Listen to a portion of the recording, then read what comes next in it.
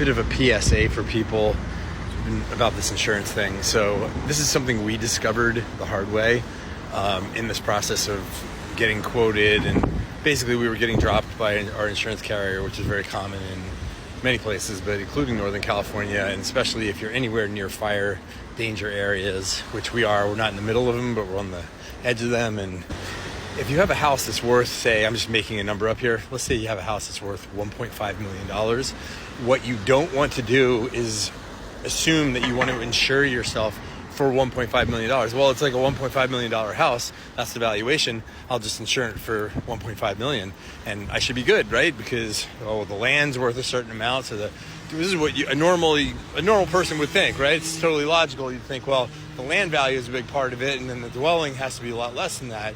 Well, let me tell you, if you're in a place like California, building costs are crazy, and I don't care where you are, you should check on your building costs, because insurance agents won't do this for you. I don't know why. At least most of the ones I've dealt with, they just want to just talk about numbers, and it's very artificial. Like, they just pull numbers out of their hat.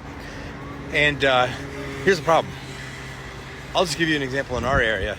I asked my real estate agent and then several other people, what are the building costs right now? And this is, by the way, not after fires. Like right now, we're not immediately after fires. Okay, because the building cost goes, I'll get to that in a second. Right now, the building costs in our area are between $750 and $1,000 per square foot.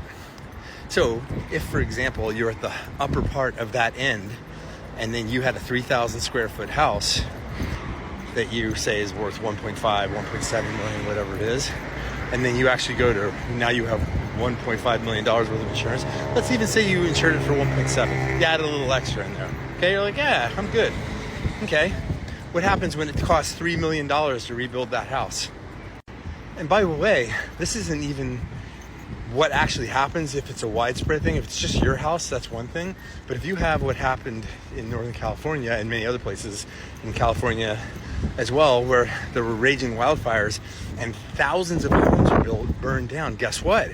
Now you have a building boom and everybody's out there. So supply and demand, basically all the building costs go up. So even if you insure it at the high end of what it is right now during normal times, if it actually happens as part of a major wildfire or something, those building costs will go up. That's what happened in 2017 during the rebuild in California.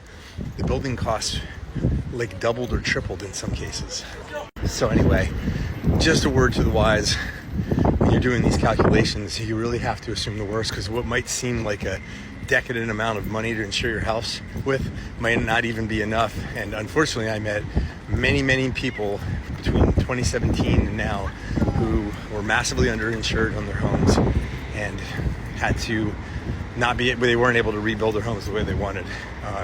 So just cautionary tale.